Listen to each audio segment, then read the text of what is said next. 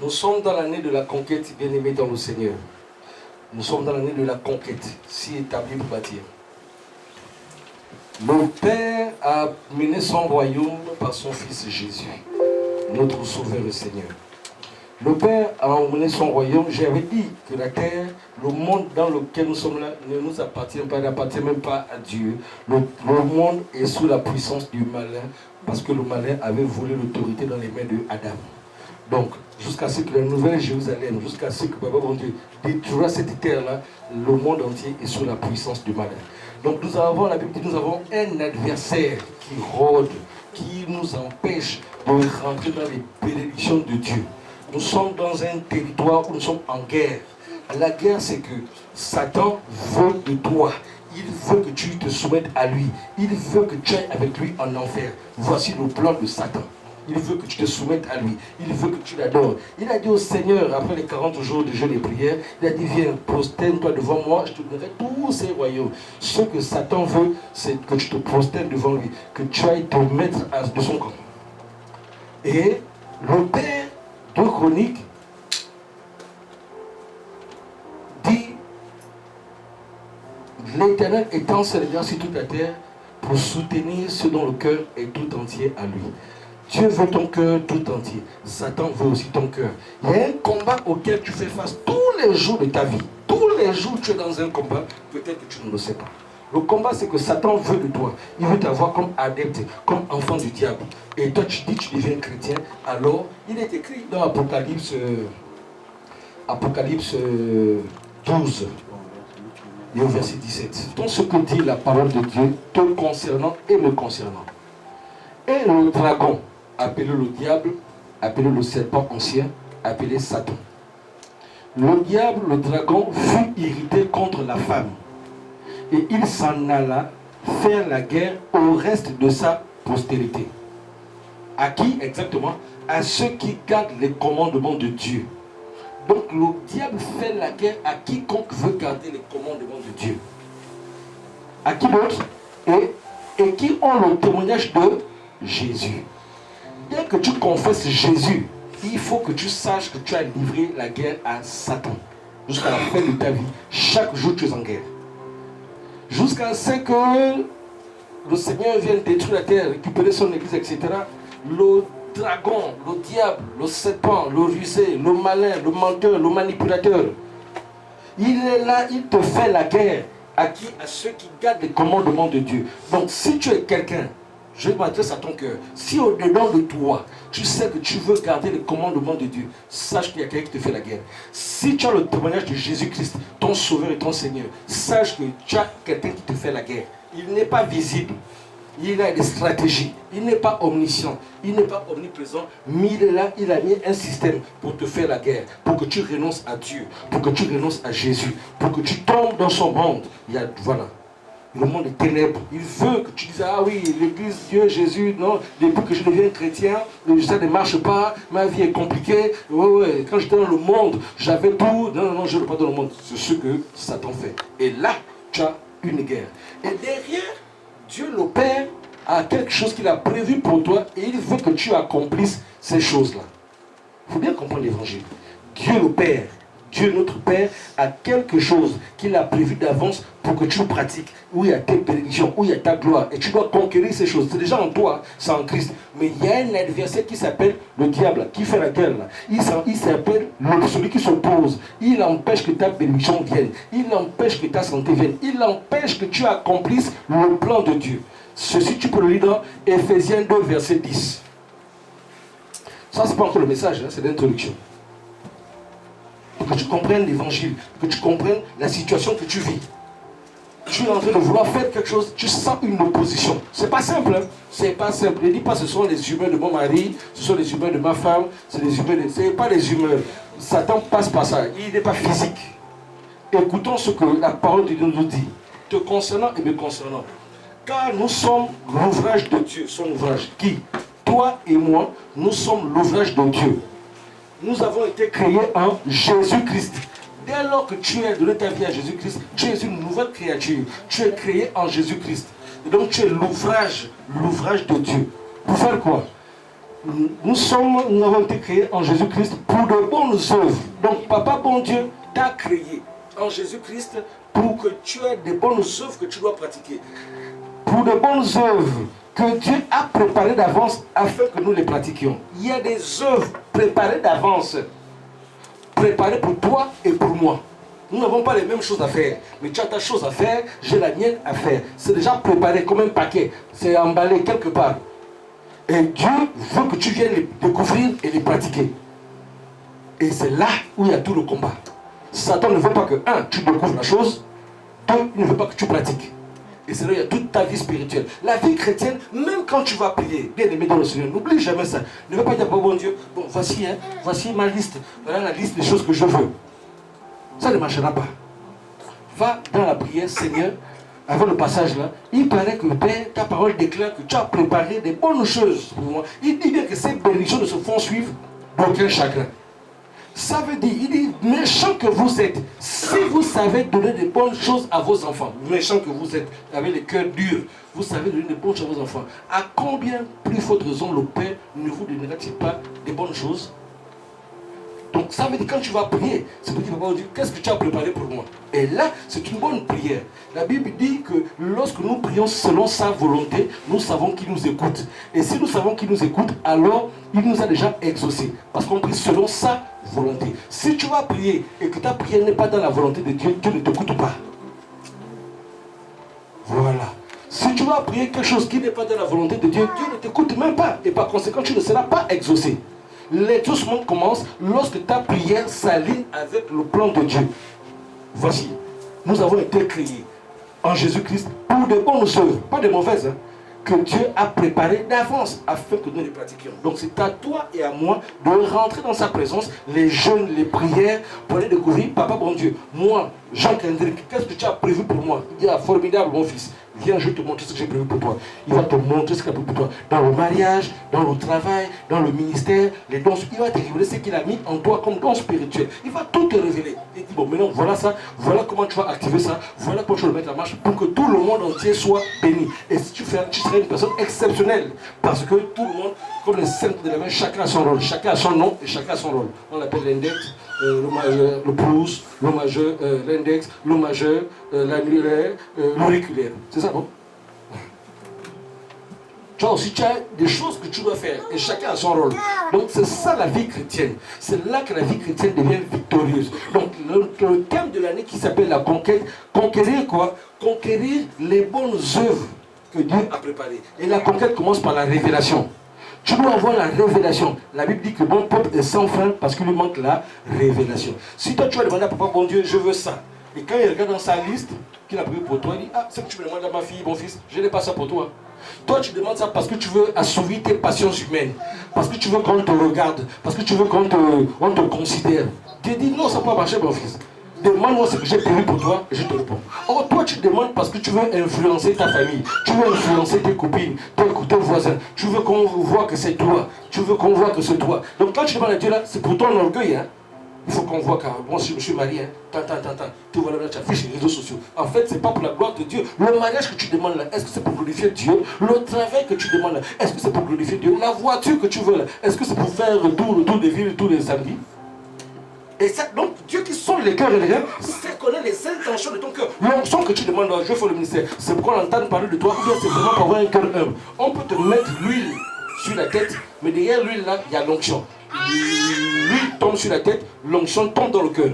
Si ton cœur n'est pas aligné avec l'onction de Dieu, on va te verser l'huile, juste te mouiller la tête. L'onction ne touchera pas ton cœur et tu ne pourras pas opérer. Ah, mais on va verser l'huile, ça ne marche pas. Mais quand tu imposes les mains, au lieu que les malades guérissent, paf, la maladie augmente. Oh, comment ça? Quand tu imposes les mains comme ça, là, après ton fils, il est mort. Oh, tu vois, on a pu imposer les mains.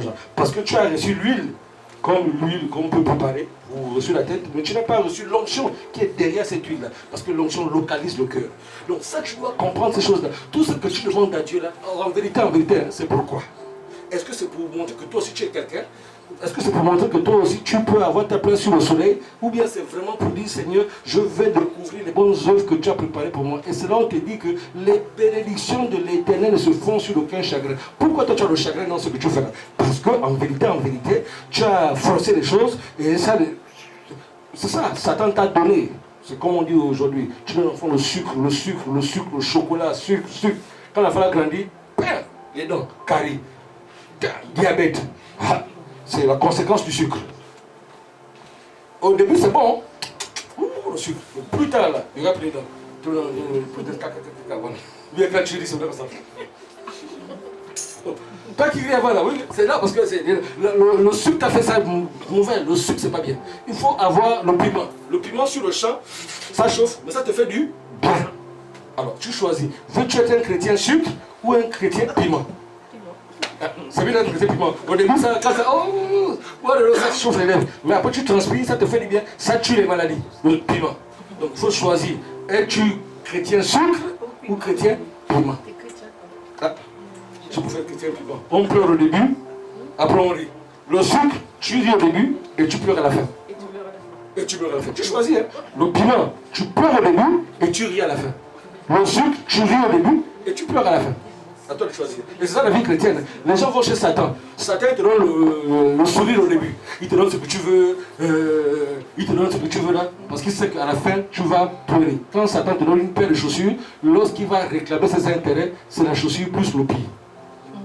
Il te donne un chapeau, le jour il récupère son chapeau, c'est le chapeau plus ta tête. Voilà comment Satan fonctionne. Donc il est mieux de choisir la voie du Seigneur. Et papa, le Seigneur nous a bien prévenus, ne vous inquiétez de rien, je vous avertis que vous aurez des tribulations. Vous aurez des tribulations. Votre vie ne sera pas facile, mais sachez que j'ai vaincu le monde. Donc quand tu deviens chrétien, tu dois te armer de la pensée de souffrir. Tout ne sera pas rose. Voilà, parce que tu dois accomplir les œuvres. Et il y a quelqu'un qui va se poser pour dire, je vais voir comment tu vas accomplir les affaires de ton père. Là. Voici la vie chrétienne. Il y a quelqu'un qui dit, je vais voir comment toi tu vas accomplir les choses de ton père. Là. Oui, il a dit, on va voir. Il s'est mis debout. Donc tu vas maintenant de lutter. C'est déjà en toi, mais il faut maintenant, tu as déjà la victoire en plus. Maintenant il faut savoir les côtes de Dieu pour pouvoir prendre possession de ta bénédiction. Amen. C'était l'introduction. Gloire à Dieu. Pour comprendre qu'est-ce que c'est que la conquête que nous faisons cette année. La conquête, tu ne vas pas aller conquérir tout et n'importe quoi. Tu vas conquérir ce qu'il t'a déjà annoncé. Soit en vision, soit en rêve, soit en révélation. Mais tu dois aller conquérir. Il t'a dit cette année, tu auras ça. Maintenant, si tu n'as pas encore la révélation, c'est un autre genre de prière. Seigneur, on est déjà en mars 2026. Je ne sais même pas ce que je dois compter cette année-là. Tu lui parles, tu fais, il y a des prières spécifiques. D'ici 2, 3 jours, une semaine, paf, il va te montrer. Voilà ce que tu dois avoir. Même des choses qu'on t'a volées depuis l'enfance. On t'a volé des choses. On t'a volé des choses. Mais on doit récupérer. C'est tellement long la vie chrétienne. Bien. Sans plus tarder, je vais vous donner le titre du jour. Le thème de l'année, c'est la conquête qui est établie pour bâtir. Le titre de ce jour, c'est le prix du succès. Le prix du succès. Le prix du succès. Tout succès a un prix. Ne nous y trompons pas. Et avant de voir un cas pratique, je vais vous donner 5 clés, sacrifices à faire. Tu vas te regarder toi-même. Est-ce que, quand on va citer là, est-ce que tu es dedans? Si tu n'as pas encore vécu ça, sache que tu n'es pas encore dans le cheminement de ton succès. Voilà. Le cheminement de ton succès. C'est comme quand tu conduis là. Quand tu conduis, tu vas à un endroit. Tu as mis le GPS. On te dit que l'arrivée c'est dans 10 minutes. Après tel feu rouge, après tel carrefour, tu vas arriver. Tu le sais parce qu'il y a un indicateur. Le GPS. Google Maps. Voilà. Donc dans ta vie spirituelle, c'est aussi pareil. Il y a des indicateurs qui te montrent si oui ou non tu es proche du but, ou tu es loin du but, ou bien tu es même à côté du but, ou tu es même loin. Et donc là, on va voir des clés claires. Tu vas noter et toi-même tu vas te regarder. Ne regarde pas ton voisin, toi-même tu vas regarder où j'en suis. Avant de donner un cas pratique. Donc, notez bien. Le prix du succès est défini en 5 niveaux de sacrifice à faire pour conquérir sa bénédiction. On peut baisser un peu le volume, s'il vous plaît. Le prix du succès défini en 5 niveaux de sacrifice pour conquérir ta bénédiction. Donc, il y a 5 niveaux de sacrifice pour conquérir ta bénédiction. toute conquête a des exigences. Il faut savoir, toute conquête a des exigences. Toute bénédiction qui vient de Dieu a des exigences. Tout résultat authentique, divin, a des exigences. Premier sacrifice. Numéro 1. Sacrifice numéro 1. Sortir de sa zone de confort.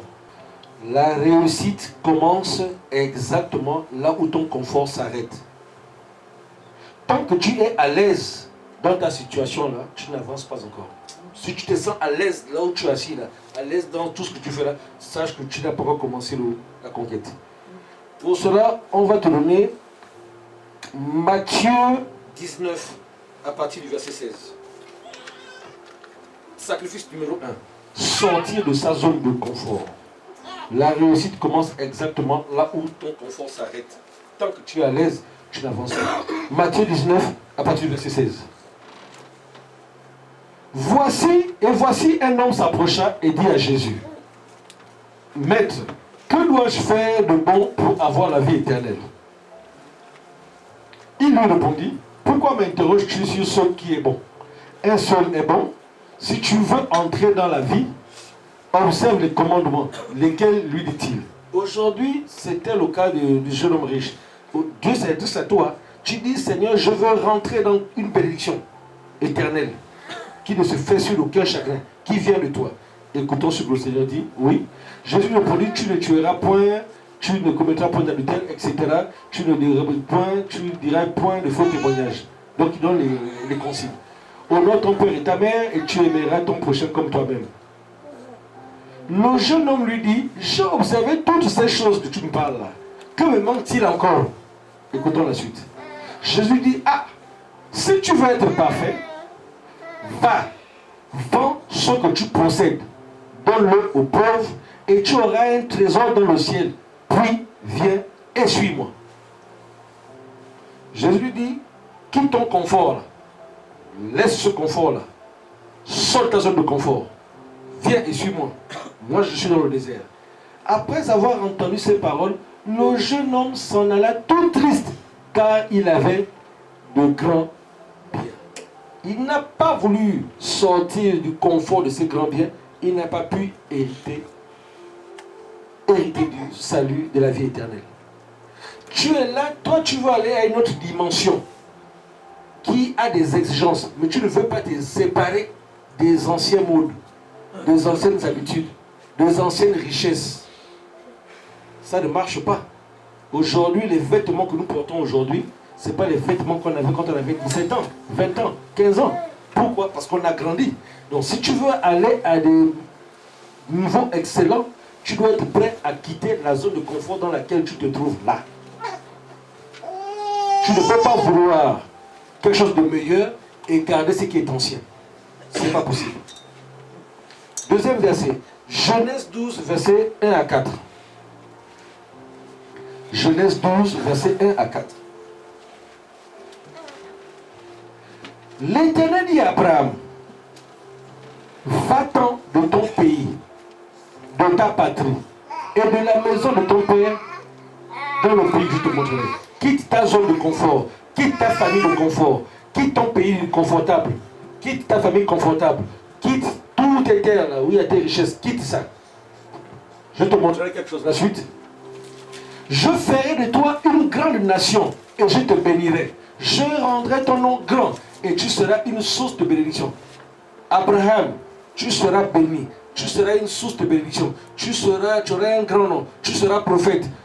Comme Dieu dit aujourd'hui, tu seras appelé pasteur. Tu seras appelé prophète. Tu seras appelé madame telle. Mais à condition, quitte ta zone de confort. À condition, quitte ta zone de confort. À condition, quitte la maison familiale. Quitte ton pays. Tant que tu ne quittes pas Abraham, tu ne seras jamais père d'une nation. Tu ne seras jamais source de bénédiction. La condition, quitte d'abord ta zone de confort.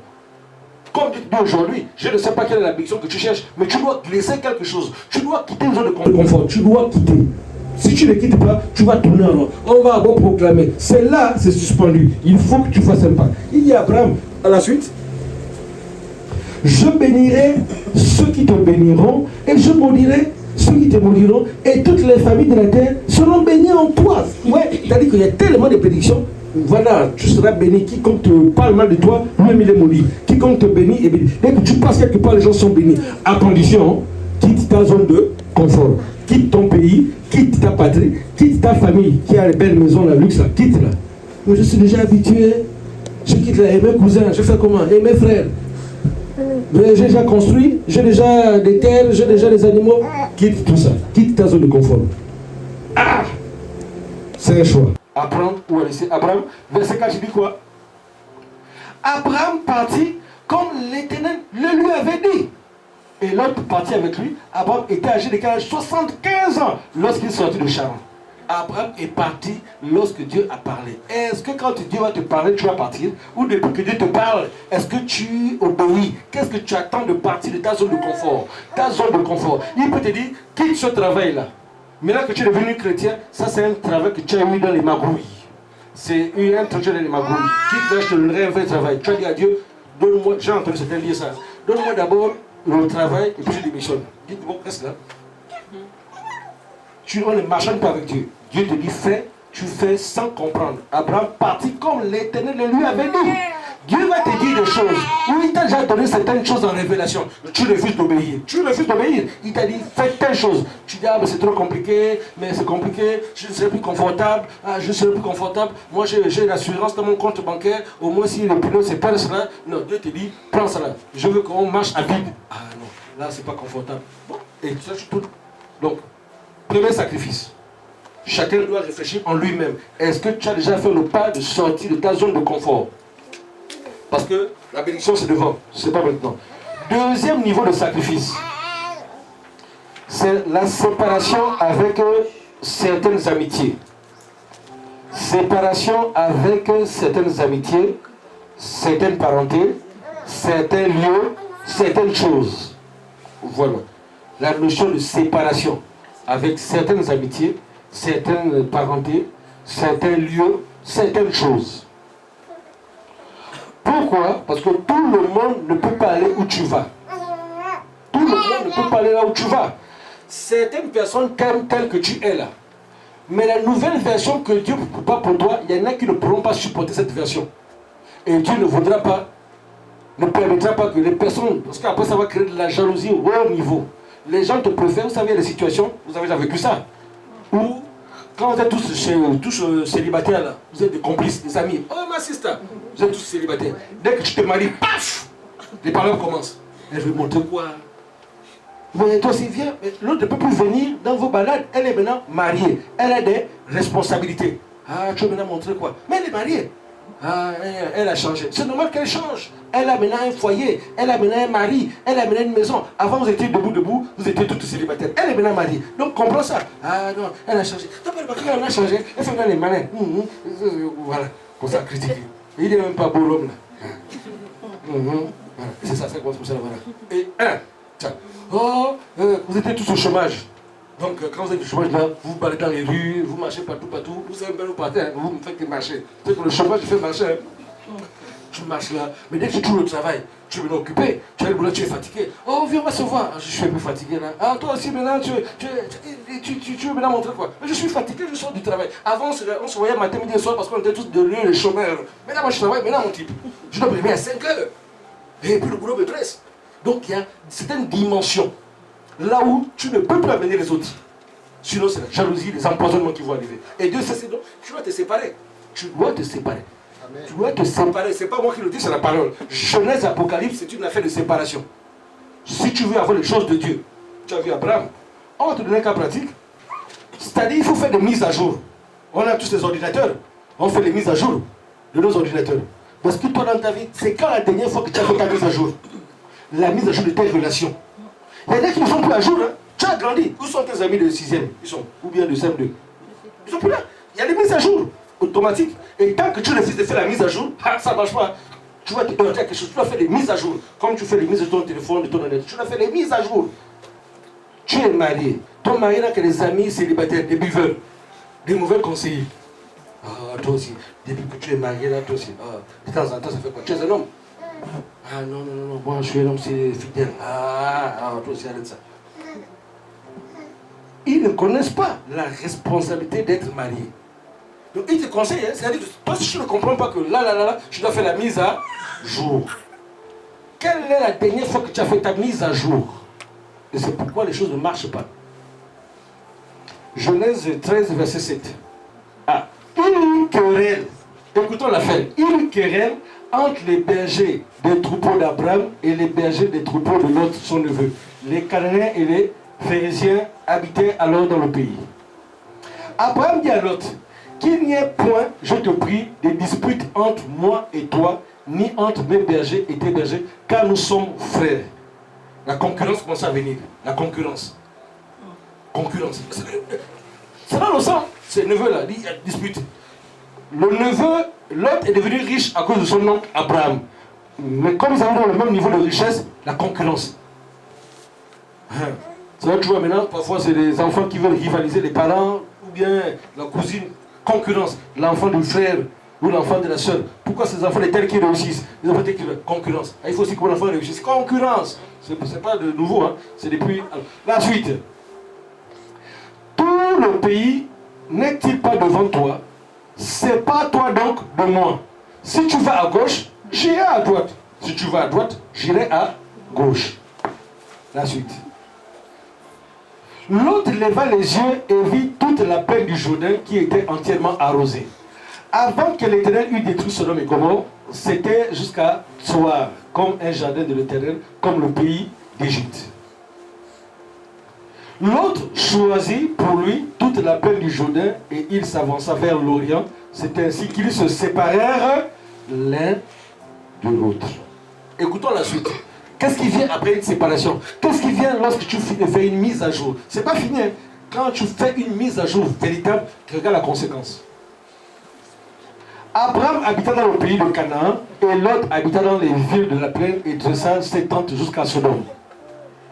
Les gens de Sodome étaient méchants et de grands pécheurs contre l'Éternel. Écoutons. L'Éternel dit à Abraham, après que Lot se fut séparé de lui, lève les yeux et du lieu où tu es, regarde vers le nord et le midi, vers l'orient et l'occident. C'est après la séparation de Lot et Abraham que l'Éternel vient maintenant donner les révélations à Abraham. Pour dire, regarde ce que j'ai prévu pour toi. Tant qu'il n'y avait pas de séparation, Lot veut dire voile. Lot. Mon Lot veut dire voile en hébreu. Ça veut dire que tant que tu n'as pas enlevé le voile, tant que tu ne t'es pas séparé des personnes qui te voilent, Dieu ne peut pas te montrer les choses glorieuses. Il veut d'abord que tu te sépares. Il y a des amis qui sont des voiles, il y a des parents qui sont des voiles, il y a des choses qui sont des voiles, il y a des endroits qui sont des voiles. Tant que tu ne sors pas de là, tu ne peux rien voir. Tu peux prier, rien à faire. On dit, reviens. L'Éternel dit à Abraham, après quoi? Après que Lot se fut séparé de Abraham. Voilà. Parce que quand on va prier, il y a des séparations que tu dois faire. Des séparations des lieux, des choses, des personnes, pour que tu aies la révélation de Dieu. La suite. Car tout le pays que tu vois, je le donnerai à toi et à ta postérité pour toujours. C'est après qu'il y a eu séparation que Dieu dit maintenant à Abraham, voici le pays qui est riche là, je te le donne à toi et à ta postérité. Sous-entendu, aussi longtemps que tu t'es avec ton neveu l'autre là, je n'allais pas te le donner, je n'allais pas te le montrer. Il y a des choses que tu demandes, Dieu ne te donne pas parce que tu refuses de faire des séparations. Il faut que tu saches, hein, la conquête. C'est pas au Seigneur, je veux. Il y a des principes. La prière ne remplace pas les principes divins. La prière vient se juxtaposer aux principes divins. Tu peux dire j'ai prié, j'ai jeûné, et que tu désobéis aux principes, ça ne marchera pas. Dieu a mis des lois et des principes. La prière et le jeûne viennent se greffer au respect des lois et des principes. Il y a des mises à jour que tu dois faire. Oui, la suite. Je rendrai ta postérité comme la poussière de la terre, en sorte que si quelqu'un peut compter la poussière de la terre, ta postérité aussi sera comptée. Après il dit, lève-toi, parcours le pays dans sa longueur et dans sa largeur, car je te le donnerai. Après quoi? Après qu'il y ait eu séparation. Après quoi? Après qu'il y ait eu mise à jour. Voilà. Dieu te dit, je vais te donner ton mariage. C'est pas toi d'abord de ta mauvaise compagnie. Parce que c'est moi qui sonde les cœurs et les reins, dit Dieu. Je connais ce que les gens pensent. Toi, tu ne connais pas. Tu ne connais que ce qu'on te montre. C'est moi qui sais ce que la personne pense de toi. Pendant que tu penses que tu es en train de perdre une sister, Dieu est en train de te délivrer. C'est plus tard que tu diras comment ne pas te louer. Tu me diras ça un jour. Oh mon vieux. Alléluia. Amen. Voici la parole. Voici la parole. Tu ne sais pas qui est autour de toi. Dieu connaît. Si chacun savait ce que chacun disait à chacun sur chacun, il n'y aurait plus d'amis. Tu es là, tu ne sais pas. Quand tu vas te coucher, tel qu'il y a de moi, oui, c'est dans le retour là. Tu ne sais tel qu'il y a de moi, écoute l'audio. Tu es là, même la petite, tu as perdu la petite. Comment c'est impossible? Oui, c'est Dieu qui connaît. Et il te dit, je veux que tu sois vivant. Je veux que tu vieillisses. La bénédiction là. Tu penses que les empoisonnements qui empoisonnent, ce n'est pas les gens qui sont loin, c'est les gens autour de toi qui empoisonnent les gens. Le mal ne vient jamais de loin. C'est écrit dans la Bible, et nous on le vit tous là. Le danger ne vient jamais de loin. C'est quelqu'un qui vit avec toi, qui te fait sa dure. Donc voici. Ça c'était le premier passage. Deuxième passage. 2 Corinthiens 6, versets 14 à 18. On est toujours au sacrifice numéro 2. Toi, tu te regardes, hein, à quel niveau? Si tu es, tous les 5 doivent être validés. Hein. S'il y a un que tu n'as pas encore fait ce que tu n'as pas encore, tu es encore loin de la bénédiction. 2 Corinthiens 6, 14. La Bible dit, ne vous mettez pas avec les infidèles sous un joug étranger. Car quel rapport y a-t-il entre la justice et l'iniquité? Ou qu'y a-t-il de commun entre la lumière et les ténèbres? Toi, tu dis que tu es devenu enfant de lumière. Tout pour toi se fait sous la lumière. Mais tu veux toujours marcher avec ceux qui marchent dans les ténèbres. Dieu dit, là, il y a un problème. Seuls les oiseaux de même plumage volent. Ah oui, la Bible dit que même la nature ne vous enseigne-t-elle pas? Quand tu vois les oiseaux voler là, c'est les oiseaux de même plumage. Les oiseaux qui se ressemblent. Les pigeons avec les pigeons, les aigles avec les aigles, les tisserands avec les tisserands, les gendarmes avec les gendarmes. Non, ils ne sont pas mélangés n'importe quoi. Les oiseaux de même plumage volent ensemble. Toi, tu es un aigle royal. Tu es de la race des rois. Tu es un sacerdoce royal. Mais tu veux toujours marcher avec les poulets. Les poulets, eux terminent dans la marmite. Hein. Ils sont mangés dans la marmite. Tu as vu comment manger un aigle? On l'a attrapé où? Il est loin là-bas. Mais toi, tu es là, tu veux toujours marcher avec les moines, avec les poussins. On les prend et quand on les confond tous, dans la marmite. Sacrifice à Dieu. Oui, la suite. Quel accord y a-t-il entre Christ et Bélial? Ou quelle part a le fidèle avec l'infidèle? Toi, tu es fidèle à ton mari. Tu es fidèle à ta femme. Et toi, tu es marché avec une copine infidèle à son mari. C'est pas possible. Il y a un qui va convertir l'autre. Il y a un qui va convertir l'autre. Moi, je suis fidèle à ma femme. Toi, tu es fidèle. Ou c'est moi qui te convertis comme un homme fidèle, ou c'est toi qui me convertis comme un homme infidèle. C'est l'un ou l'autre. Ou alors, il y aura séparation. Alléluia. Amen, amen. Amen. Acclame le Seigneur, Sabor. Ah oui. C'est ça, on dit, c'est le prix du succès. Tu veux avoir un mariage heureux. Rassure-toi que tout ça là c'est regardé. Voilà. Parce qu'il y a un qui va convertir l'autre. On a écouté le témoignage de ma femme était bien, mais depuis qu'elle marche avec elle là, je ne la comprends plus. Elle devient rebelle. Ah toi aussi, ah bon? Toi, oh, quand elle raconte, ah moi quand j'arrive, je me suis arrivé du boulot, j'enlève ces chaussures là. Oh toi tu fais ça. Moi, tu vas bien regarder. Ah, je lui dis bon truc quoi. Oh c'est vrai, hein. J'ai lu. Ah c'est toujours toi. Qu'est-ce que c'est possible? Hier on était bien tous ensemble là, non? C'est la sister là qui apparaît. Oh oh oh. Choisis bien la parole de Dieu. La suite. Quel rapport y a-t-il entre le temple de Dieu et les idoles? Car nous sommes le temple de Dieu vivant, comme Dieu l'a dit. J'habiterai et je marcherai au milieu d'eux. Je serai leur Dieu et ils seront mon peuple. C'est pourquoi, écoutez, c'est pourquoi sortez du milieu d'eux et séparez-vous. C'est pas moi qui le dis. Hein? Alléluia. Amen. Ah, ça fait mal le message là. Hein? C'est pas pour tout le monde. Mais c'est pas moi qui le dis, hein? C'est écrit. Et séparez-vous, dis-le, Seigneur. Ne touchez pas à ce qui est impur et je vous accueillerai. Oh, le pasteur aime la séparation, c'est pas moi, c'est la parole qui dit sortez du milieu d'eux et séparez-vous. Ah. Ça, c'est la séquence. Dieu veut donner ton succès. Et toi-même, si tu as l'esprit de Dieu en toi, tu vas aimer quelqu'un. Mais quand tu es vrai avec toi-même, tu vas sentir que j'aime bien mon frère, ma soeur, je l'aime trop, mais il y a quelque chose qui n'est pas clair. Tu vas vouloir faire l'autruche, hein, comme si tu ne le vois pas. Comme tu ne le vois pas. Mais tu sais. Tu as même fait des rêves. Tu sens que les agissements là, c'est pas normal. Toi-même, tu sens ça. Mais bon, si je fais la séparation, je vais me retrouver seul. Reste seul. Il est mieux d'être seul que d'être mal accompagné. Parce que ce que tu fais là, si tu fais l'autruche là, un jour tu vas récolter ça. Hein. Ça n'arrive pas qu'aux autres. Sacrifice numéro 3. Sacrifice numéro 3. Dis avec moi, sacrifice numéro 3. Sacrifice numéro 3. Il faut sacrifier ton sommeil. Sacrifier ton sommeil. Il y aura des nuits sans repos et des matins sans applaudissements.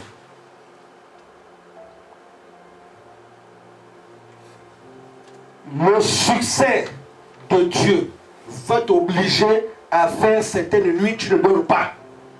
Donc si toi qui m'entends, alléluia, merci Seigneur. Le Seigneur est en train de me parler de quelque chose. Quand tu es table, il y a quelqu'un, on t'a demandé de te lever les nuits pour prier. Ou bien il y a des moments, tu dors, tu te réveilles, tu as insomnie. Tu sens qu'on t'appelle pour prier, mais tu fais comme si tu ne veux pas prier. C'est qui? Mais je prie quand même. Je me réveille, mais je prie. Voilà, vous allez prier pour vous. Parce qu'il dit, il est fâché. Il dit, je demande à quelqu'un. Voilà. Tout à l'heure, à la fin, on va prier. Il vient me dire là, comme je parle là, il me dit non, sur ce point-là, il y a des personnes que je veux faire des choses la nuit, mais ça...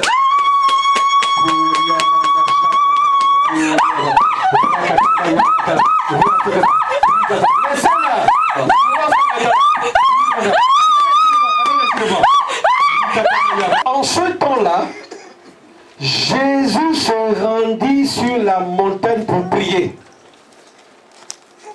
Il passa, quoi? Disons ensemble, 1, 2, 3. Jésus, en ce temps-là, Jésus se rendit sur la montagne pour prier, virgule. Et il passa toute la nuit à prier Dieu. Pourquoi? Pour faire un choix. On va lire la suite. Verset 13. Quand le jour parut, il appela ses disciples et il en choisit 12 auxquels il donna le nom d'apôtres. Il a fait le choix en priant toute la nuit. Toi, tes choix, tu les fais comment? Tu les prends au pif? Est-ce que tu as prié toute la nuit? Il y a des choix, c'est pas prier la journée. Hein. Tu dois prier la nuit, pas la journée. Parce que même les gens du monde ont dit quoi? La nuit, tous les chats sont gris. Il y a des prières la nuit. Il y a des choix que tu dois faire. La prière, ce n'est pas à midi, hein. C'est la nuit. Et toute la nuit. Pour faire certains choix. Pour prendre certaines décisions. C'est pas, comme ils sont 20. Hein. Tu penses quoi? Oui, la tombe, la loterie. Tu dois prier toute la nuit. Et quand le matin arrive, tes yeux sont ouverts. C'est les choix, paf, paf, paf, paf, paf, au pif, c'est ça. Tous les choix que tu as fait, est-ce que tu as prié toute la nuit? Le succès. C'est la nuit qu'on reçoit des délivrances. Prière de nuit, veillée de prière. La nuit, paf, l'opération se passe. Quand tu arrives le matin, tu es délivré. Ça s'est passé quand? La nuit. C'est la nuit que les quelcanistes, les bandoki, les sorciers font les choses, ça se passe la nuit. Le matin, quand tu te réveilles, la fête est terminée. Ton nom a été cité quelque part. On attend seulement que tu sautes là. Ça s'est passé quand? La nuit. Et toi, c'est là où on te réveille que prie. Tu dis, ah non, c'est là tu comprends. Il ne comprend pas. La nuit. Ça se passe la nuit. Ça, c'est pour faire les choix. Prendre des décisions. Les décisions, c'est pas parce que tu as entendu les gens parler. Est-ce que tu as prié toute la nuit pour savoir ce que tu as entendu? Est-ce que c'est vrai? Pour prendre les choix. L'homme l'a jamais posé toute la nuit.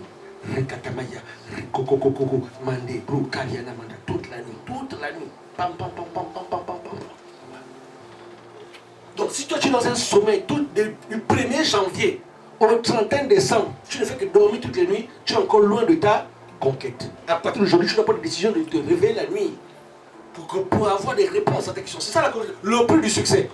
Quand on va te voir prier là, oh, attends, c'est pour le prix que je paye. Deuxième verset biblique, Juge 6, à partir du verset 27.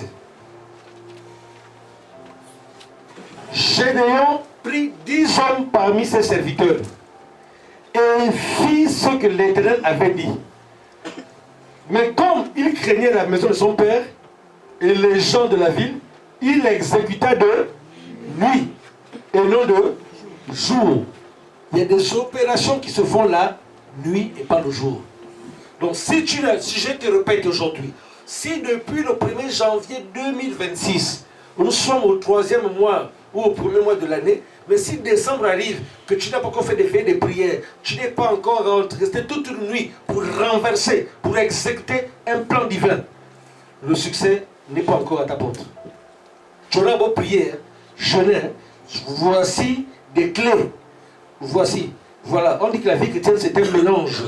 Il y a les prières, il y a les jeûnes, il y a toutes ces choses-là. C'est un package que tu dois préparer pour avoir le succès. Amen. Toute la nuit. On a envoûté ton mari la nuit. Pour le désenvoûter, il faut prier la nuit. On a envoûté ta femme la nuit. Il faut prier la nuit pour désenvoûter ta femme. Il ne faut pas de choses la journée, c'est la nuit. Ils marchent nuit, ils font les choses là. 23h, 3h du matin, 3h, 4h. Avant 5h30, ils ont bouclé. Quand tu reviens là, tu bailles, ouh, et ils ont fini. Et tu constats ce qui me tient. C'est à la nuit là qu'eux ils ferment les portes aux gens. Ils sortent, voyage astral. Ils prennent là, ils lancent des choses dans ta maison là. Le matin, quand vous vous réveillez, oui, tu fais un rêve. Hein. Toi, tu penses que c'est un rêve, on vient te faire manger quelque chose. C'est quelqu'un qui est sorti la nuit quelque part, qui vient dans le monde spirituel pour te donner, il te fait avaler une poudre. Quand tu avales la poudre là, le matin, ton mari t'énerve sans raison. Ta femme t'énerve sans raison. Quand il te touche comme ça, laisse-moi. Oh, il y a quoi? Je ne sais pas, laisse-moi. Elle a mangé quelque chose. Quand? La nuit. C'est dans les rêves, non? L'homme est plus vulnérable la nuit. Ils attendent que tu dors. Les sorciers attendent que tu dors. Parce que c'est quand tu dors que tu es le plus vulnérable. Les attaques se font la nuit. Les attaques mystiques se font la nuit. Tu peux être un homme spirituel et un gros dormeur. Non. Le ministère n'est pas pour toi. Le ministère, c'est pas pour toi si tu aimes dormir. Tu ne peux pas être une bénédiction si tu aimes dormir. Toute la Bible, Genèse, Apocalypse, c'est la nuit. Josué et sa clique, c'est la nuit. Ils ont fait le tour de Jéricho. La nuit.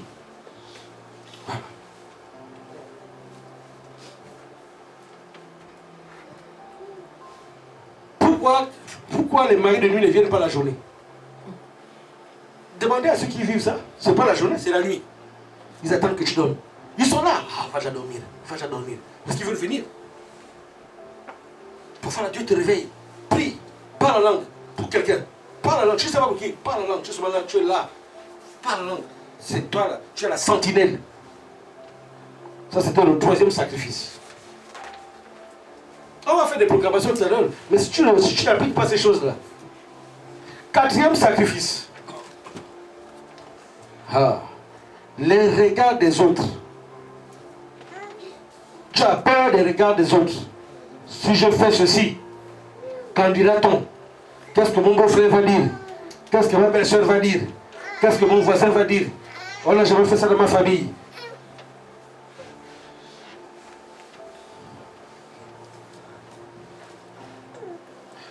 Le regard des autres, les autres te diront, tu rêves trop grand.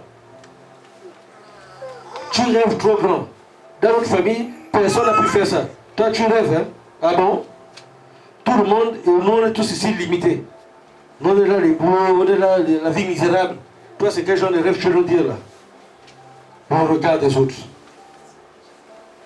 Jean 3, verset 1 à 2. Jean 3, verset 1 à 2. Vous allez voir quelqu'un, le regard des autres. Mais il y eut un homme d'entre les pharisiens nommé Nicodème, un chef des Juifs, qui vint, lui, auprès de Jésus quand? De nuit. Parce qu'il était un pharisien. Et les pharisiens n'aimaient pas Jésus. Et lui était un chef. Du coup, à cause des regards des autres, il est venu discrètement la nuit. Il a reconnu que Jésus était le Fils de Dieu. Mais comme il appartient à une confrérie des gens qui n'aiment pas Jésus, s'il va la journée, on dit sera lapidé, bien il sera expulsé. Il a attendu la nuit, il allait en cachette. Le regard des autres. Il lui dit, Rabbi, nous savons que tu es un docteur venu de Dieu, car personne ne peut faire ces miracles que tu fais si Dieu n'est avec lui. Mais Nicodème, pourquoi tu ne me dis pas ça devant tout le monde? Nicodème, pourquoi tu ne me dis pas ça la journée, devant tout le monde? Pourquoi tu viens en cachette la nuit? Parce que tu as peur de ce que les gens vont dire. Si tu as reconnu que je suis un docteur, viens le dire devant tout le monde. Si tu reconnais que je suis un envoyé de Dieu, viens le dire devant tout le monde. Pourquoi tu viens la nuit? Parce qu'on est seul et en cachette. Parce que tu as peur de ce que les gens vont dire de toi. Tu as peur de présenter ton fiancé. Oh, mes soeurs, c'est des moqueuses.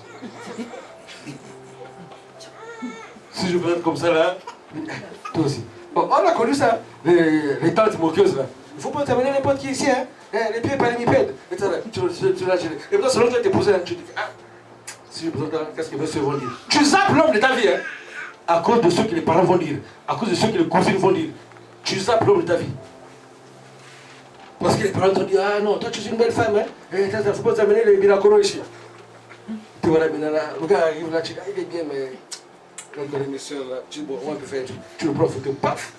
Tu dis, ah, c'est oui. Tu vois un peu le gars là, comment tu trouves? Juste, tu es là, hein, pour savoir.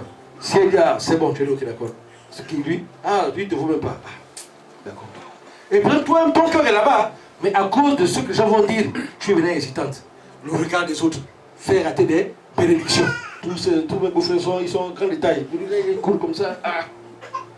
Voilà. Oh non. Ah, et quand tu te trouves seul là, tes soeurs pour qui tu t'es privé là, elles sont là, elles s'en foutent, elles font leur vie. Toi, tu es encore toute seule, hein, parce que tu as refusé l'homme qui te court. À cause des regards des autres. Tu as refusé l'homme qui avait la petite voiture là. Parce que tous tes beaux-frères ont des grosses voitures. Si c'est mon mari qui arrive là, pourquoi c'est moi qui dois avoir un mari qui a une petite voiture? Mais c'est avec toi là qui dois avoir une grande voiture? Parce que tu te compares aux autres. Toutes mes belles, tous mes beaux-frères là, ils ont des voitures haut de gamme. Pourquoi c'est moi qui dois amener un homme qui a une petite voiture, bien qu'il a le vélo? Ah non, non. Je le présenterai à mes parents quand il aura la voiture. Non, tu es en train de rater une bénédiction. À cause de quoi? Le regard des autres. C'est pourquoi le Seigneur Jésus pouvait dire, celui qui me réunit devant les hommes, moi aussi je le réunirai devant mon Père. Si tu m'acceptes comme sauveur et Seigneur, confesse-moi devant le monde entier. Moi aussi je te confesserai devant mon Père. Mais si tu me réunis devant les hommes, parce que tu as peur et tu as honte du regard des autres, moi aussi Jésus, je te réunirai devant mon Père. Il a dit, le regard des autres. Donc quand tu es, parce que forcément dans la voie du succès, tu auras le regard des autres. Tu es sûr que tu fais un bon choix, tu es sûr. Nous, la majorité, on a décidé comme ça. C'est pas parce que c'est la majorité qui a décidé, qui pense comme ça, que c'est forcément vrai. 5e sacrifice. 5e et dernier sacrifice.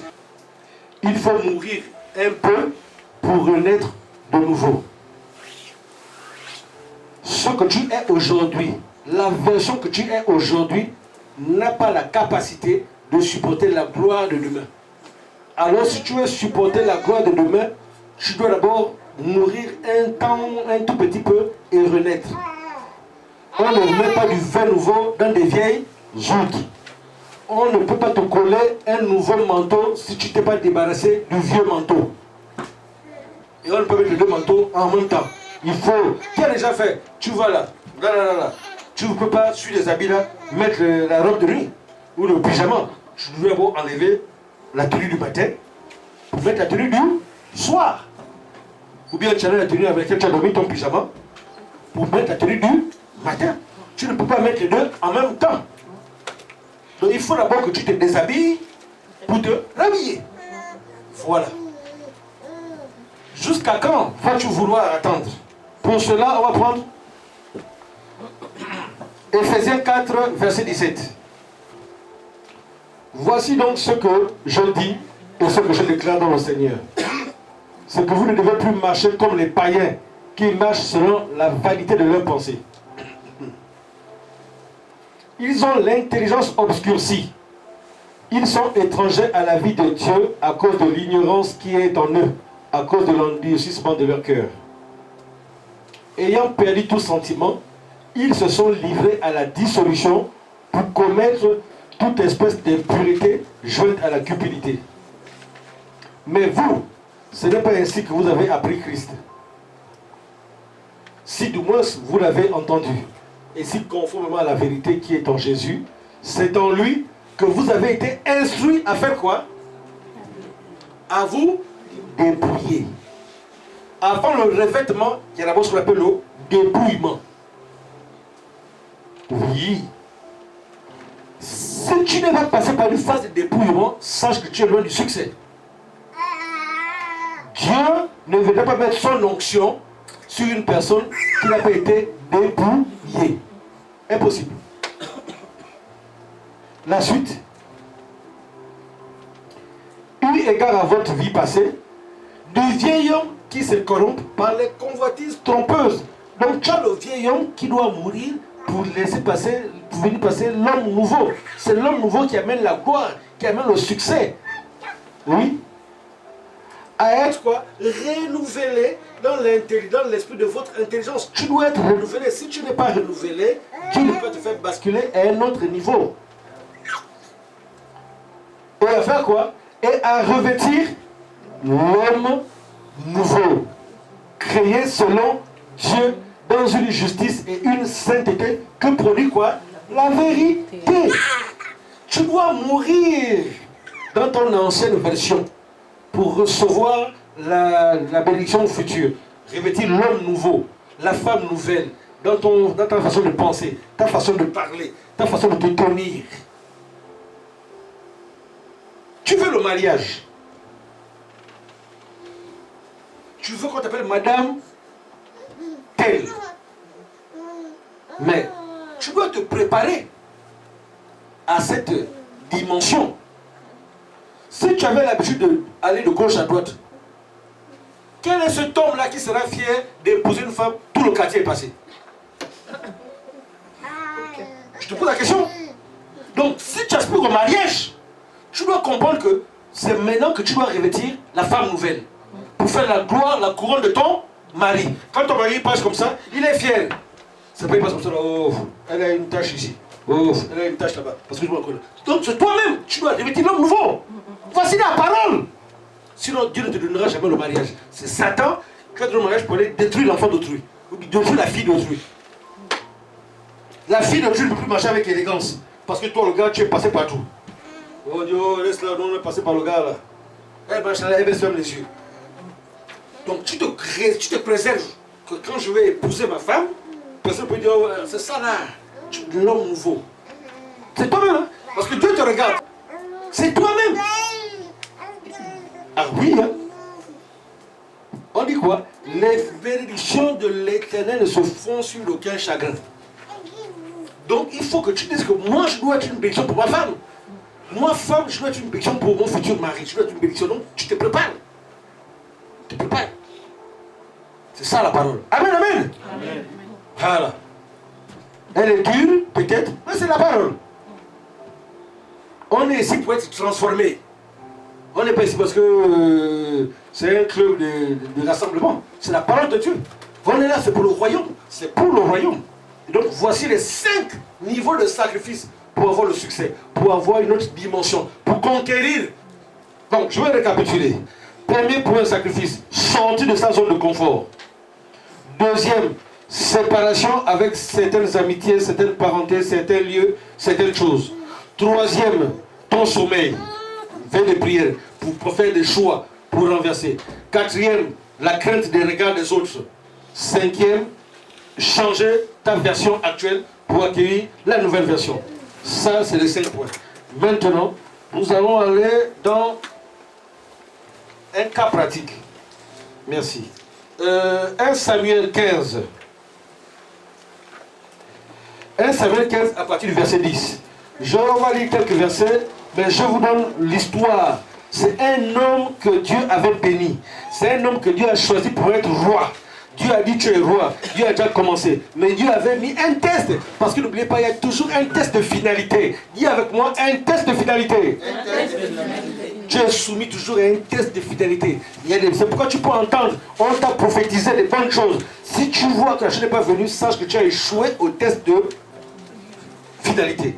1 Samuel 15, verset 10. Regarde ça. L'Éternel adressa la parole à Samuel le prophète et lui dit, lis avec moi. 1, 2, 3.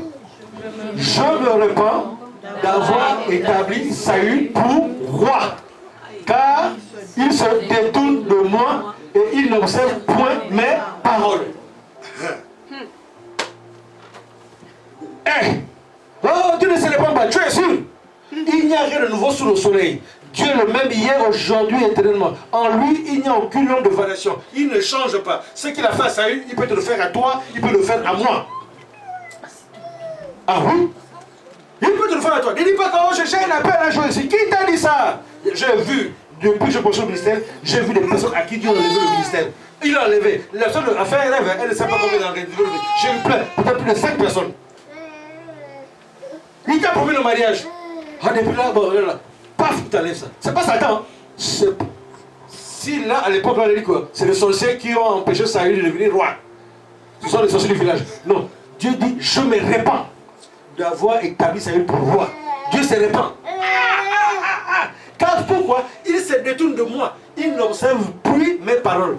Quand il n'était rien, il observe les paroles de Dieu. Mais depuis qu'il est devenu quelqu'un là, il boule maintenant. Quand il dit A, il dit B. Quand il dit B, A, C. A, Saül. Toi tu n'étais rien. Hein? Ah, moi je suis maintenant roi. Il dit ok, je me répands. Et il y a des gens comme ça. Ton mariage va mal, c'est pas autre chose. Hein? Ah, c'est Dieu, je veux le mariage. Quand le mariage arrive là, tu le méprises. Hein? Tu te servis là-bas. Toi tu cherches la femme est là. Ah, tu rentres maintenant tard. Ah bon? Formidable. Quand Dieu souffle comme ça, là, quand il dit, oh pasteur, ce sont les sorciers, ce n'est pas les sorciers. Non, c'est Dieu. C'est écrit. Il faut connaître qui est notre Dieu. On a dit la semaine dernière, hein, la vie éternelle, c'est qu'ils te connaissent, toi, le vrai Dieu et celui que tu as envoyé. On a lu ça la semaine dernière. Tu dois connaître Dieu. Dieu n'est pas notre camarade. Il est un père. Et quand il te sanctionne, tu vas passer sur le diable. Ce n'est pas le diable. Le diable n'a pas le pouvoir. Tu n'as pas le pouvoir, c'est toi-même, ton attitude. Écoute, hein. Et il a aussi pour la parole, Samuel fut irrité. Écoutons, Samuel fut irrité et il cria à l'Éternel quand? Toute la nuit. La suite. Il se leva de bon matin pour aller au-devant de Saül. Et on va lui dire, Saül est allé à Carmel et voici, il s'est érigé un monument, puis il s'en est retourné et passant plus loin, il est descendu à Gilgal. Samuel s'est rendu auprès de Saül. Et Saül lui dit, sois béni, serviteur de Dieu éternel. J'ai observé, tu as vu? Un menteur, hein? J'ai observé la parole de Dieu, hein? Alléluia. Il dit ça, c'est le roi qui dit ça au prophète. La suite. Samuel dit, qu'est-ce que donc ce bêlement de brebis qui parvient à mes oreilles et ce mugissement de bœuf que j'entends? Saül répondit, ils les ont amenés de chez les Amalecites parce que le peuple a épargné les meilleurs brebis et les meilleurs bœufs afin de les sacrifier à l'Éternel, ton Dieu, et le reste, nous l'avons dévoué par interdit. Et qui t'a autorisé de faire ça? Saül, c'est pas de ton onction. Toi, tu es roi, tu n'es pas sacrificateur, tu n'es pas prophète. Qui t'a autorisé à faire ce sacrifice-là? Le sacrifice des bœufs, c'est fait par les sacrificateurs ou encore un prophète. Toi, tu es roi, tu n'as pas cette onction-là. Ta limite, c'est ici. Tu penses que tu es maintenant tout permis parce que tu es roi? Ah bon? Ah, je pensais que comme je suis roi, tout permis. Ah bon? Tu vas voir la suite. Bon, viens. Saül dit à Saül. Alors, Samuel dit à Saül, arrête! Et je te déclarerai ce que l'Éternel m'a dit cette nuit. Dieu parle quand? La nuit. C'est pourquoi il faut que tu fasses des veillées de prière. Parce que c'est par la nuit que Dieu va te révéler les vrais mystères. C'est dans la nuit que Samuel a entendu la parole de l'Éternel. Donc si toi tu dors toutes les nuits, évidemment tu ne vas pas entendre. Il parle. Écoutons maintenant. Et Samuel lui dit, parle. Il pense que c'est une bonne chose. Hein? Samuel dit, lorsque tu étais petit à tes yeux, tu comprends? Lorsque tu étais petit à tes yeux, Saül, n'es-tu pas devenu le chef des tribus d'Israël? Et l'Éternel ne t'a-t-il pas oint pour que tu sois roi sur Israël? C'est dangereux lorsque tu te crois grand à tes propres yeux. Hein? Dieu résiste aux orgueilleux, il fait grâce aux humbles. Quand tu te vois comme un petit enfant, Dieu va te lever. Il a élevé Saül parce que Saül était en se voyait comme petit. Depuis qu'il est venu roi là, il se voit grand au point même de désobéir à la parole de Dieu. Ah, que cela ne nous arrive pas au nom de Jésus. C'est très sérieux. Hein? Voilà pourquoi c'est l'année de la conquête. Il y en a qui passent à côté, il y en a qui devaient rentrer sur cette bénédiction depuis. Dieu t'a béni un peu, il te teste. Il y a un test de fidélité, hein, avant de poser le son final. La suite. L'Éternel t'a fait partir en disant, va, aidez-vous par interdit ces pécheurs. Et les Amalécites, tu leur feras la guerre jusqu'à ce que tu les aies exterminés. Pourquoi n'as-tu pas écouté la voix de l'Éternel? Ça, c'est le prophète qui dit au roi. Pourquoi n'as-tu pas écouté la voix de l'Éternel? Pourquoi t'es-tu jeté sur le butin? Et as-tu fait ce qui est mal aux yeux de l'Éternel? Parce que quand tu vas voir l'histoire de Samuel, les 5 points, les 5 sacrifices qu'on a vus là, il n'a pas fait ça. Hein? Il y a un autre jour, tu verras, David a fait les 5 points en question qu'on a cités. Donc quand quelqu'un n'a pas fait les 5 points en question, sa fidélité c'est la chute. Même si Dieu a essayé de te faire confiance en pensant que tu vas te mettre à jour. Tu dis, oh non, non, si j'arrive là, je fais comme je veux là. La chute libre. La suite. Saül répondit à Samuel, écoutez, hein, j'ai bien écouté la voix de l'Éternel et j'ai suivi le chemin par lequel m'envoyait l'Éternel. J'ai amené Agag, roi d'Amalek, et j'ai dévoué par interdit les Amalécites. Mais le peuple a pris le butin des brebis et des bœufs comme prémisse, ce qui devait être dévoué, afin de le sacrifier à l'Éternel, ton Dieu, à Gilgal. Samuel dit, l'Éternel trouve-t-il du plaisir dans les holocaustes et les sacrifices, comme dans l'obéissance à la voix de l'Éternel?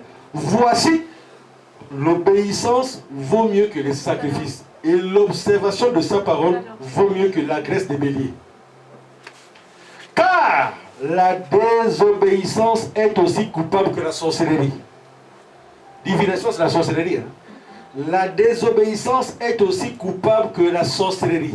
Pour Dieu, Dieu est en train de te dire que quand tu désobéis à sa parole, tu es égal à un sorcier. Oh pasteur, ce sont les sorciers. Mais pour le vue de Dieu, Dieu te voit aussi comme un sorcier, comme une sorcière, à chaque fois que tu désobéis à sa parole.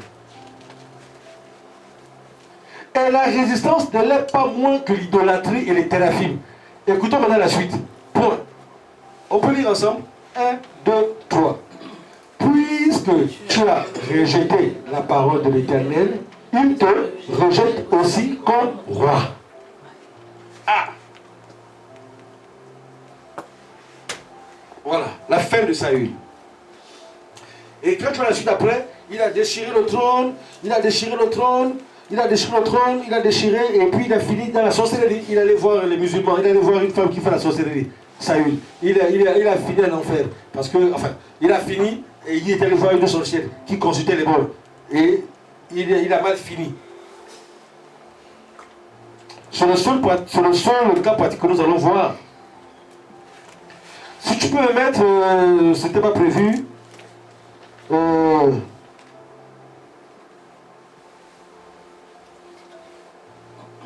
est verset 23. Oui, la suite. Il y a quelque chose qu'on peut pas comprendre. Alors ça dit à Samuel, j'ai péché car j'ai transgressé l'ordre de l'Éternel et je n'ai pas obéi à tes paroles. J'ai craigné le peuple et j'ai écouté la voix du peuple. Vous voyez la conséquence? Il a désobéi à la voix de Dieu à cause du peuple. Ah, c'est dommage. La suite. Maintenant je te prie, pardonne mon péché, reviens avec moi et je me prosternerai devant l'Éternel. La suite. Samuel dit à Saül, je ne retournerai point avec toi, car tu as rejeté la parole de l'Éternel et l'Éternel te rejette afin que tu ne sois plus roi sur Israël. Oh là là, dommage. Quelqu'un qui avait une belle destinée. Quand le ciel regarde, le ciel crie. On te regarde, une belle fille, une belle femme, un bel homme qui avait une belle destinée. Tu devais faire éclater la gloire de Dieu dans le monde entier. Tout le monde entier, l'univers, les continents allaient entendre parler de toi. Mais à cause de ta désobéissance, le ciel met la main sur la tête. Parce que Dieu dit, je te rejette. Avec ou sans toi, avec ou sans moi, Dieu reste Dieu. Il va trouver quelqu'un d'autre qui va faire ce que tu refuses de faire. Je te le dis, hein, il va trouver quelqu'un d'autre. Il va susciter quelqu'un d'autre. Et il va enlever ce qu'il a mis en toi. Il le donne à quelqu'un. J'ai déjà vu ça. Je suis assis, debout. Je vois comment. Je vois, mais je souffre. Je vois la gloire de Dieu qui sort de chez quelqu'un par le dos. Il enlève. Il chante debout la personne. La personne avait une gloire. La personne faisait dans le malin. Il enlève. J'ai vu ça.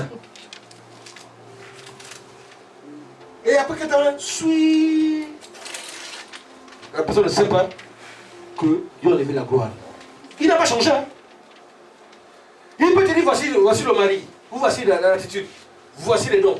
Mais tu as méprisé Dieu. Il enlève. Tu n'auras que les pensées qu'on m'avait dit hein, que j'avais une grande destinée. On m'avait dit. Ça ne s'accomplit pas. Il a rejeté. Et comme Samuel, écoutons la suite pour terminer, et comme Samuel se tournait pour s'en aller, Saül le saisit par le pan de son manteau qui se déchira. Ah, double infraction. Tu désobéis à Dieu et tu as osé déchirer mon manteau de prophète.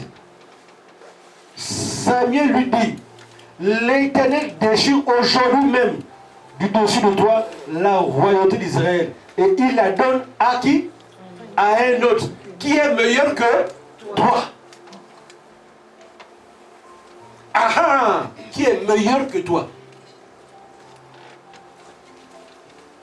Oui, hein? Dieu fait comme ça. Il donne à quelqu'un qui est meilleur que toi. Meilleur dans les pensées. Dieu n'a pas enlevé de là quelqu'un d'autre. Rien ne sépare, rien ne secret. Il enlève la royauté, comme j'avais vu la personne là. Ça sortait du dos comme ça. C'était comme une gloire. Il dit, moi j'enlève. C'était triste. Il y en a beaucoup que tu as fait, quand tu as parlé beaucoup, hein, la personne ne sait pas qu'on a enlevé. Et puis la personne suit, qui avait une gloire. C'est parti dans quelqu'un d'autre. Que cela ne soit pas ton partage au nom de Jésus. Amen. Bien, maintenant, je peux aller la suite, hein, c'est tellement long. Il va même retirer son Saint-Esprit. Regarde, mais pour terminer, 1 Samuel 16, chapitre 16, verset 14. On termine par là et on va prier. Pour qu'il comprenne que même Dieu enlève, il retire son Saint-Esprit. Hein. Il retire. Tu es là maintenant 0 dans 0. Ah, écoutons, pour terminer. Hein. Quand Dieu enlevait la gloire royale chez Saül, regardez la conséquence. L'esprit de l'Éternel se retirait de Saül, qui fut agité par qui? Un mauvais esprit. Qui vient de qui? Ah ah. Donc Dieu envoie aussi les mauvais esprits. Hein?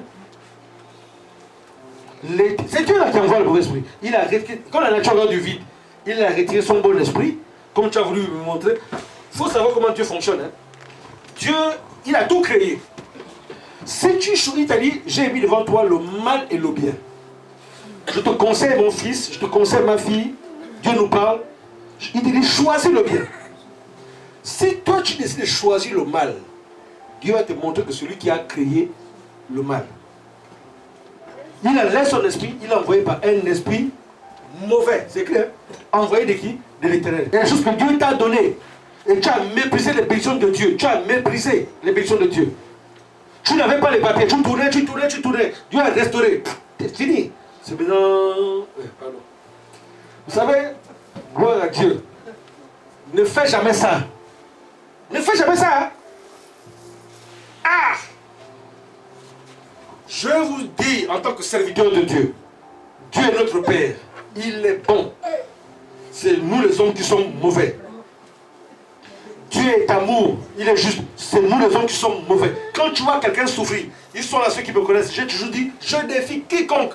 Quand tu vois quelqu'un souffrir, c'est pas Dieu.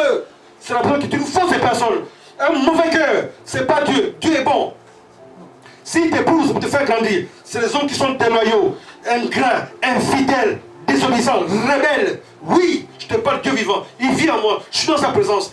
Mais les gens ne craignent pas Dieu. Les gens cherchent les bénédictions de Dieu. Quand ils sont bénis, alléluia, ils sont partis. Ils sont méchants. Méchants. Tu voulais un mari. Pourquoi tu trompes ton mari? Tu voulais la femme. Pourquoi tu trompes ta femme? Tu es méchant. Tu es méchant. Si on ne te le dit pas, je le dis en face, tu es méchant. Les gens sont méchants. Ingrats, infidèles, le cœur là. C'est pas Dieu. Je défie. Il n'y a pas quelqu'un qui a été fidèle à Dieu et que Dieu n'a pas honoré. La personne n'existe pas. Je suis dans la liste. On s'arrange d'être fidèle, je vois la fidélité de Dieu. Ça ne veut pas dire qu'il n'y a pas de moment difficile, hein, mais tu vois sa présence et sa fidélité. Dieu est réel, Dieu est présent. Il n'y a pas ce homme, cette femme-là, sur terre qui dit que Dieu n'est pas réel. Ce soir, il est bien réel. Sinon, je fais quoi ici ce soir-là? Dieu est réel. Mais toi, est-ce que tu es vrai? Est-ce que tu es vrai? Quand tu veux tromper ton fiancé, tu crois que tu n'es pas vrai? Tu es flou, tu es bizarre, tu es malade, on doit te guérir. Tu es là, tu vis avec quelqu'un, tu fais les plans pour le tromper. C'est que ça ne va pas chez toi? Tu es là, tu fais les magouilles pour tromper ton chef. Voler le carburant.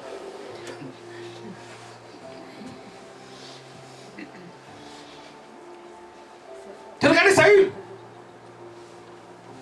Il n'y a plus la crainte de Dieu. Il n'y a plus la crainte de Dieu. Il n'y a plus la crainte de Dieu. Pourquoi? Et il faut connaître. Dieu a vu, il retire. J'ai vu ça plusieurs fois, il retire. 2, 3, 5 fois j'ai vu ça, il retire. Les enfants sont le plus là, il n'y a plus rien. Toi, tu as trouvé qu'il n'y a plus rien. Il faut bien connaître le caractère de Dieu. Dieu nous appelle, on n'est pas indispensable. On a les 5 là, les 5 sacrifices du succès. Comment y arriver?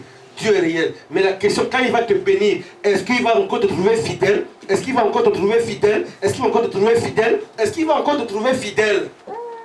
Toute la question est là. Oh, j'ai entendu, on s'en fout de ce que tu as entendu. Est-ce que tu as demandé à Dieu la nuit et il t'a dit ça? C'est ton cœur est tordu, tu es tordu, tu n'as pas la vérité en toi. Comment tu peux être là? Tu es là.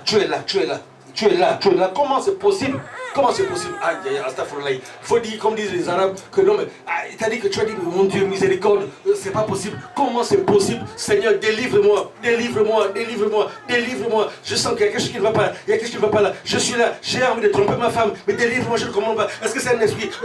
Frère, priez pour moi là, ça ne va pas. Je sens que depuis la jambe, je suis attiré pour tromper ma femme. Parle! Délivre-toi, mais tu peux être là, ministre, elle te fait à manger, tu ris, tu souris, et tu as entendu les messages là. Tu dis que tu es enfant de Dieu, et tu viens dans sa présence. Ah non, il y a un problème. On ne peut pas être ami, mon ami. Tu peux quitter comme tu veux, on ne peut pas être ami. Je ne peux pas t'encourager dans ça. Pas possible. Je ne veux pas aller en enfer pour toi. On est enfant de Dieu, il faut qu'on marche selon la parole de Dieu. Si tu as besoin de te détourner, c'est ton choix. Donc nous allons prier. Mais ce que nous allons prier aujourd'hui, il m'a dit nous allons prier par rapport au décret. Nous allons renverser les décrets qui ont été annoncés la semaine dernière. Il m'a dit il faut que tu parles là-dessus. Tu vas rendre la bénédiction. Je ne sais pas quelle est la bénédiction que tu veux. Tu vas citer toi la bénédiction dans ton cœur. La bénédiction là. Mais je te demande une seule chose. Quand tu vas recevoir cette bénédiction là, est-ce que ton cœur sera fidèle à Dieu? Quand la parole t'arrange, alléluia. Quand ça n'arrange pas tes intérêts, ah non, je ne comprends pas. C'est pas vrai. Tu n'es pas vrai. On va d'abord se repentir. Il me demande là de dire, voilà, on doit se repentir. On doit se repentir pour 3 choses. Les personnes sont concernées. Il t'a réveillé la nuit pour prier. Tu ne voulais pas prier, tu t'es endormi. Mais quand... Non, mais c'est une vérité en plus. Hein. Il vient me dire là tout de suite que si c'était des intérêts personnels, tu vas te réveiller. Donc on va se repentir pour toutes les fois. Dieu te réveille la nuit pour prier, pour intercéder. Toi, tu passes à autre chose. Quand c'est sur le téléphone, tu n'as pas sommeil. Tu es sur les réseaux sociaux à 3h, 4h du matin. Tu n'as pas sommeil. Mais pour prier, non. Tu dois te repentir. Maintenant, tu vas élever ta voix. Je vais commencer donner l'impulsion. Tu vas élever ta voix et tu vas proclamer la maladie. Tu vas dire à la maladie, si tu as une maladie, la maladie a des oreilles. Donc tu parles à la maladie et tu cites son nom dans toi-même. Asthme, palu, diabète, cancer et tout. Je te commande avec la puissance de Dieu qui se manifeste là. Tu sors de mon corps. Tu sors de mon corps. Tu sors de mon corps. Je te l'ordonne. Je te recommande. Tu vas parler.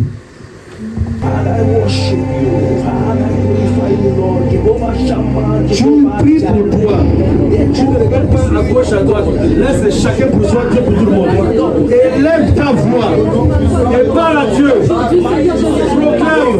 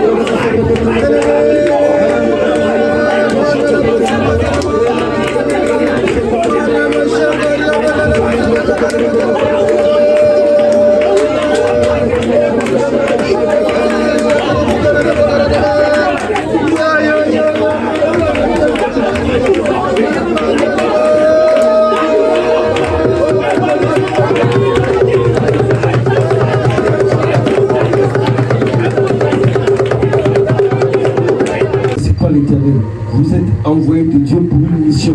Vous n'appartenez pas à vos parents. Il faut que vos parents vous libèrent. Il faut que vos parents vous libèrent. Il faut que vous en preniez conscience dès aujourd'hui. Vous êtes une envoyée de Dieu. Votre responsabilité est lourde.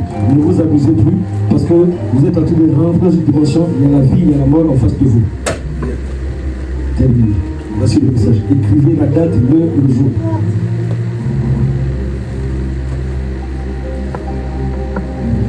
Pour ceux qui ont mal, vous posez votre main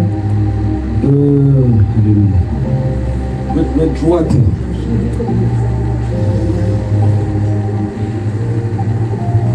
Pas comme ça, hein? Comme ça.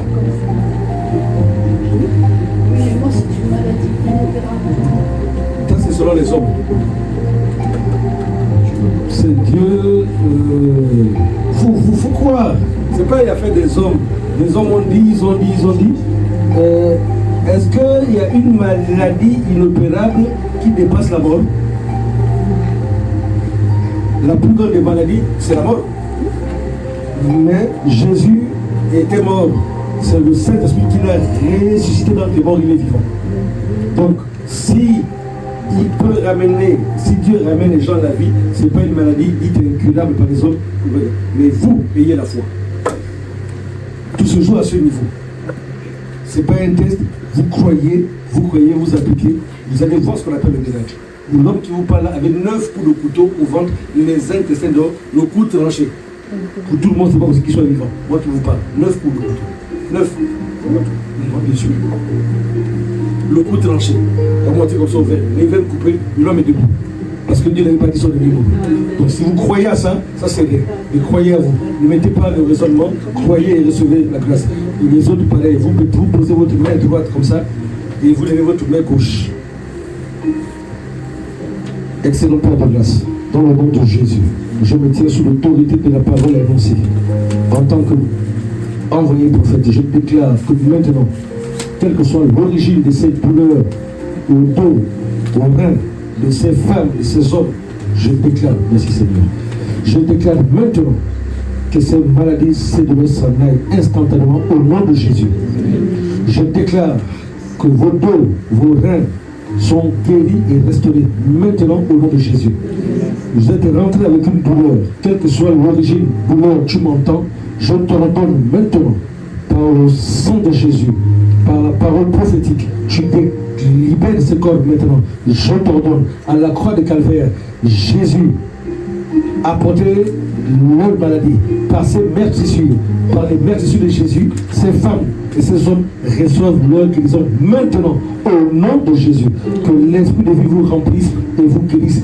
Recevez votre guérison, recevez votre restauration totale maintenant, au nom de Jésus. Quelle que soit la source, que ce soit un caillou, un serpent, un diabète, un nerf, une sorcellerie, une corde, une chaîne, cela est coupé maintenant au nom de Jésus. Recevez l'Esprit de vie qui vous restaure et qui vous guérit.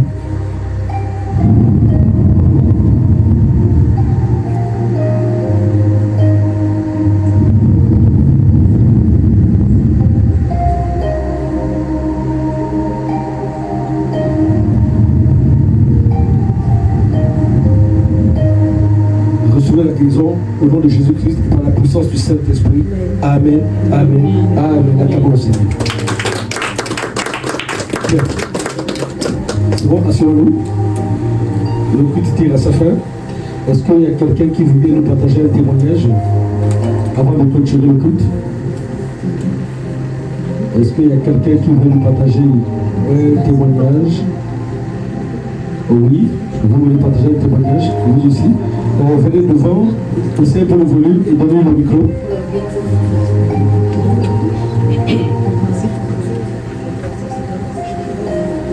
Alléluia.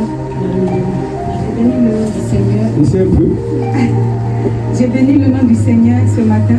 Amen. Si je me tiens au devant de vous ce matin, souvent quand on vient à l'église, on nous prêche. Il faut choisir. Souvent c'est très difficile de nous séparer d'Ismaël, c'est très compliqué parce que quand Ismaël est ton premier fils, c'est très difficile d'être en séparé. Et quand je suis venue à l'église ici, vraiment, il y a un choix colossal de ma vie que je devais faire, qui était très difficile parce qu'il y avait les sentiments. Mais arrivé un moment de ma vie, il a fallu que je choisisse. Et j'ai dit à Dieu, je ne vais pas faire une erreur. Il ne faut pas que je sois influencée par quelqu'un, mais si ce n'est pas ta volonté, que c'est que je suis dedans, là, si tu ne me vois pas dedans, il faut permettre que la personne lui-même, il va ramasser ses affaires, il va ramasser. Ça veut dire que la faute ne vienne pas de moi, mais que la faute vienne de lui. Si ce n'est pas toi qui m'as donné cet homme.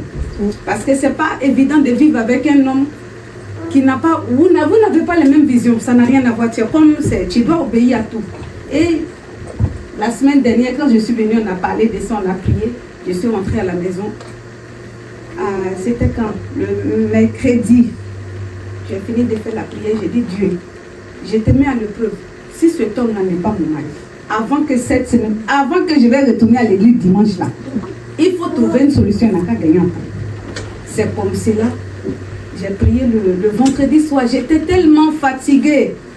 On a prié sur une bouteille d'eau. J'ai pris la bouteille d'eau, j'ai bu, j'ai versé le reste dans la maison. J'ai dit à Dieu, si ce n'est pas mon mari, que même, il ne faut plus jamais, même il va vouloir, même ma maison là, ça n'a qu'à représenter le feu. Il n'a qu'à avoir peur de rentrer dans ma maison.